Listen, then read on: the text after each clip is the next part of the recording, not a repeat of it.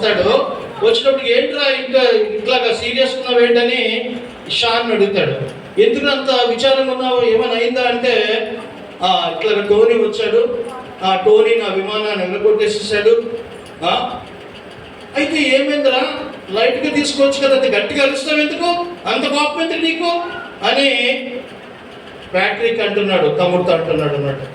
కనుక నువ్వు అతన్ని పోతే పోయిందిలే లైట్గా తీసుకో అని చెప్పి అన్నప్పుడు నీకే నా యొక్క విమానం 1 వారం రోజుల నుంచి నేను తయారు చేసుకున్నాను, అది ఇరిగిపోయింది ఇప్పుడు నీకే అని చెప్పి బాధపడుతూ ఉన్నాడు. ఈ మధ్యలో ఏమైందంటే వాళ్ళ షాన్ యొక్క తల్లిదండ్రులు ఎక్కడికి వెళ్ళారంటే షాపింగ్కి వెళ్ళారు. ఎక్కడికి వెళ్ళారు? షాపింగ్కి వెళ్ళారు. షాపింగ్కి వెళ్ళిన తర్వాత ఇంట్లో ఎవరెవరు ఉన్నారంటే వాళ్ళ ఫ్రెండ్ వచ్చాడు. ఎవరు ఫ్రెండ్? షాన్ ఫ్రెండ్ కైల్ వచ్చాడు. షాన్ ఫ్రెండ్ ఎవరు? కైల్ ఇంటికి వచ్చాడు. ఇంటికి వచ్చి కైల్ అంటున్నాడు షాన్తో, ఏంట్రా షాన్ ఇలా ఉన్నావు ఏంటంటే, నీకే నాకు నా ఫ్లైట్ నా విమానం విరిగిపోయింది అని బాధపడుతూ ఉన్నాడు. సరే ఇప్పుడు నాకు బోర్ కొట్టేస్తుంది, ఆడుకుందామా ఏమైనా ఆట అని చెప్పి అన్నాడు. ఏం ఆట ఆడుకుందాం అని అన్న తర్వాత కైలు కూర్చున్నాడు. టేబుల్ మీద ఇదేంటిది? కప్పు, ట్రాఫీ అంటారు. ఏమంటారు?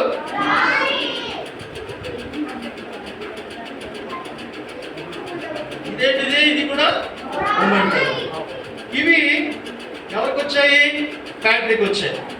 ప్యాట్రిక్ ఆటలు మంచిగా ఆడతాడు, మంచి ప్రైజ్ సంపాదించుకుని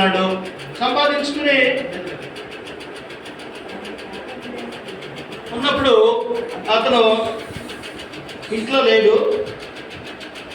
వీళ్ళిద్దరు ఎవరు?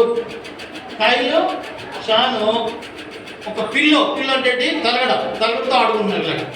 ఇలా వేస్తే కైలు క్యాచ్ చేస్తున్నాడు, కైలు వేస్తే షాన్ పట్టుకుంటున్నాడు. ఇట్లా చేస్తున్నప్పుడు చివరికి ఆ తలగడ దేని మీద పడిందంటే ఈ ట్రాఫీ మీద పడింది. ప్యాట్రిక్ వచ్చినటువంటి ఈ బహుమానం మీద పడి అది కింద పడి ముక్కలైపోయేటప్పటికి ఇంకా చూసుకో మా అన్న వస్తాడు, వచ్చి మనల్ని ఏదో చేస్తాడు, కొడతాడేమో అని చెప్పి భయపడిపోతున్నారు. ఎవరెవరు? షాను, కాయలు భయపడిపోతున్నాడు, ఏం చేయాలని. అలాంటప్పుడు మధ్యలో తల్లిదండ్రులు వచ్చారు బయట నుంచి. షాపింగ్కి వెళ్ళారు కదా వాళ్ళిద్దరు, అమ్మ నాన్న షాపింగ్కి వెళ్ళి వచ్చారు కదా. వాళ్ళ ఫాదర్ వచ్చి ఏమన్నాడంటే, ఏం చేస్తున్నారా మీరు లోపల ఇంట్లో, ఆడుకుంటున్నారా? ఏమైంది? సరిగ్గా తెలిసిపోయింది, ఆ ట్రాఫీ పగిలిపోయిందని. చివరికి ఆ నాన్న చెప్పాడు అనమాట, ఏమయ్యా కై షాన్, మీకు బుద్ధి లేదా? అన్న వస్తువులను పట్టుకోకూడదని తెలీదా అని చెప్పి తిట్టాడు. సో ఎదుటి వాళ్ళ వస్తువులు మనం ముట్టుకోవచ్చా, ముట్టుకోకూడదా? ఎదుటి వాళ్ళ వస్తువుని ముట్టుకోకూడదు. అయితే ఏంటి, వీళ్ళు అలా చెప్పేసి నేను సహాయం చేస్తానులే, నీకు మళ్ళా అది వచ్చినప్పుడు సహాయం చేస్తానని చెప్పి ఫాదర్ వెళ్ళిపోయిన తర్వాత ప్యాట్రిక్ వస్తాడు. ప్యాట్రిక్ వచ్చి సీరియస్గా చూస్తాడు. ఏంటో మీరు నిశ్శబ్దంగా ఉన్నారేంటి, అలా చెప్పేది అంటే వీళ్ళు భయపడిపోతున్నారు. ఎందుకంటే అన్న ట్రాఫీని, బహుమానాన్ని పగలగొట్టేశారు కదా వీళ్ళు. దాంతో వీళ్ళు భయంతో ఉన్నారు. భయంతో ఉంటే చెప్పేశారు, అన్న మమ్మల్ని క్షమించండి, వీఆర్ సారీ, ఈ ట్రాఫీ పగిలిపోయింది అనగానే అలాగే అతను ఏమనలేదు. ప్యాట్రిక్ విన్నాడు, సైలెంట్గా ఉన్నాడు, ఇంట్లోకి వెళ్ళిపోయిన తర్వాత ఈ మధ్యలో ఏమైందంటే శనివారం వచ్చింది. శనివారం నాడు ఏంటి ఎవరు ప్యాట్రిక్ ఫ్రెండ్స్ వచ్చారు. ప్యాట్రిక్ కూడా ఏమైపోయిందంటే బాస్కెట్బాల్ ఆడటానికి వెళ్ళిపోయింది. ఈ మధ్యలో మళ్ళీ వచ్చినప్పుడు ఏదన్నా సీరియస్ అవుతాడేమో, ఇప్పుడు సైలెంట్గా వెళ్ళిపోయాడు ఏంటని అనుకున్నప్పుడు మళ్ళీ వచ్చినప్పుడు మాట్లాడదాంలే, నాకు ఒక ఐడియా వచ్చింది అని చెప్పాడు కాయలు. ఒక ఐడియా వచ్చింది, అన్నకు ఒక మాట చెప్తాము, పోయిన వారం మనం సండే స్కూల్లో ఒక వాక్యం నేర్చుకున్నాం కదా. ఏంటి? ఒకరి ఎడల ఒకరు దయ కలిగి ఉండండి అనే మాట నేర్చుకున్నాం కదా.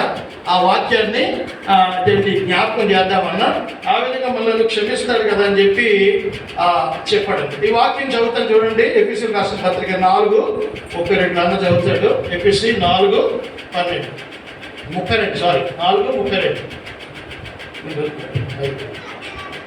చదువు. ఒకరి ఎడల ఒకడు దయ కలిగి కరుణా హృదయులై క్రీస్తునందు దేవుడు మిమ్మును క్షమించిన ప్రకారము మీరును ఒకరినొకరు క్షమించుడి. మనం ఒకరినొకరు ఏం చేసుకోవాలంట? క్షమించుకోవాలంట. ఏం చేయాలి చెప్పండి పిల్లలు?